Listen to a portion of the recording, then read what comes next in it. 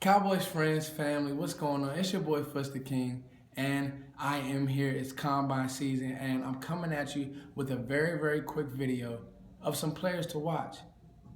First and foremost, thank you guys for watching these videos, man. It means the world to me. It's the off season, got a bunch of content coming, been doing a lot of music, been doing my thing. Thank you guys for supporting that, for dropping those dope comments, man. I appreciate that. So let's get into this video. 10 players that I think Cowboys fans and front office people should watch. Are they watching this video? I doubt it, but hey, let's get this conversation going, man. 10 players that I think the Cowboys fans should watch at the Combine. The Combine is this big spectacle. They run the 40 like they're really ever gonna run a 40-yard dash in a real football game. But nonetheless, it's something that we can get these, these times, these measurements, get everything to line up. My whole deal is, I'm a tape guy. All these players, I've watched their tape. So it's not going to be a big thing for me, but what happens every year at the Combine is that you have a guy who blows it up. Justin Gilbert, he blew the Combine up. The Cleveland Browns drafted Justin Gilbert, but he can't play. You know what I mean? And that happens every year. Well, these guys can actually play, and I believe they're going to test very well at the Combine. So, number one, and my first player on this list is Carlos Henderson, Louisiana State wide receiver. This guy is a freaking beast. If you guys like Odell Beckham, which I'm sure you don't because we're all Cowboys fans, but if you do like his skill set nonetheless, you like Carlos Henderson. Go watch his tape. To me, he's maybe the second best receiver in this draft, but he's not being talked about because who talks about Louisiana Tech? Well, the thing is, his ball skills are amazing. His run after catch, amazing. Yes, he's smaller. His punt return ability, amazing. His kick return ability, amazing. We don't know what's going to happen with Terrence Williams. Dez Bryant is always hurt. We need another guy. Cole Beasley is our slot guy. Why not have a guy who could basically do what Lucky Whitehead does, but better? Lucky Whitehead has given us nothing in the return game this year. Think about that, Cowboys fans. I love this player a lot. Carlos Henderson, Louisiana Tech wide receiver. Number two, O.J. Howard, Alabama tight end. Listen, O.J. Howard is a complete player. I know there's a lot of people who think that he can't block. He can block very well. Go watch the tape. Jason Witten's not going to play forever. His play is declining fast. We need to be prepared because we need to protect Dak and we need to protect Zeke, and we have to show that we can throw the football, period. David Njoku, another athletic receiver who has, a receiving tight end nonetheless, but he has traits as a blocker, an extremely athletic player. There's a lot going on in the draft world between him and Howard, who gets drafted before who. But the thing is, that's what happens with these combines, with all this stuff. Good players end up getting pushed back, and they fall right into whose hands? The Cowboys. We could go any way with this draft. We don't have to draft need. We need to draft best player available, period. Derek Barnett, the Tennessee defensive end. I love this kid. His productivity at Tennessee was amazing. He broke Reggie White's sack record. Now, there's people out here, of course, Solomon Thomas and Myles Garrett are the top two. There's people out here who like Taco Charlton better than Barnett. Depends on what scheme you like. There's people out here who like Charles Harris better than Barnett. What's the kid from Auburn?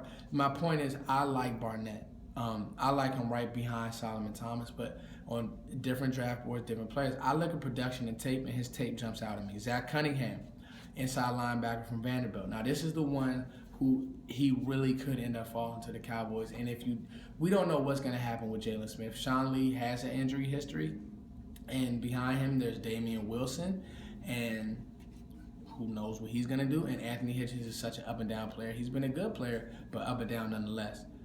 If you have a chance to get better, because to me, Zack Cunningham, Vanderbilt linebacker, is a top 5 player in this draft. But because of need, because of quarterbacks getting overdrafted, because the quarterbacks stink in this draft, remember I said that all the quarterbacks stink in this draft, Zack Cunningham's going to get pushed back. Who knows what could happen? I love the player. I love the way he moves. I love the way he covers, and I love the way he finishes at the ball. No, he doesn't hit as hard as, Reuben Foster, but nonetheless, Zack Cunningham is a great player. Rassul Douglass, cornerback, West Virginia. I love how long he is. This kid is extremely ball savvy. Now, I don't want him in zone. That's not his game. I want him redirecting players at the line. He's 6'2", using his length. using that to get inside the receivers. He did a great job at the Senior Bowl, and he really stepped his game up. I want to see Rassul Douglass at this combine, see how he tests. Number 7, Sidney Jones. Now, he's a more polished receiver than Rassul Douglass. Sidney Jones is corner. He's a more polished corner than Rassul Douglass. Sidney Jones is basically running these receivers' routes. Great ball skills, played a good defense in Washington, but also stood out as well. He's probably depending on how these corners are jumbled, because the first round corners are jumbled weird. Everybody likes Marlon Humphreys. Everybody likes Marshawn Lattimore. I like Sidney Jones more than all of them, including Tease Tabor and Quincy Wilson. So if he falls to Dallas, to me, that's a steal. Obi Melinwafu, the safety from Connecticut. 6'4" safety, can run well. Let's see how he tests. He might work his way into the first round. I wouldn't take him in the 1. I like him as a 2, but he's a 6'4" safety, can run well, can mirror tight ends. That's a great weapon to have. We don't know what's going to happen with Barry Church or J.J. Wilcox. So if he's a player that can play, let's take him. Dez King. I think Dez King needs to make a position switch to safety. He will come up and he will tackle you. Not the fastest player, but he plays extremely aggressive. I like Dez King a lot. If he would have came out last year as a corner, this is the corner I'm talking about, from Iowa, cornerback Iowa, Dez King. If he would have came out last year, he would have been a first-round corner. This year, people talking about his speed. He was a little handsy. I like Dez King a lot. And last but not least, Fabian Marau, another corner, UCLA. Thing I like about Fabian Marau is he is so smooth.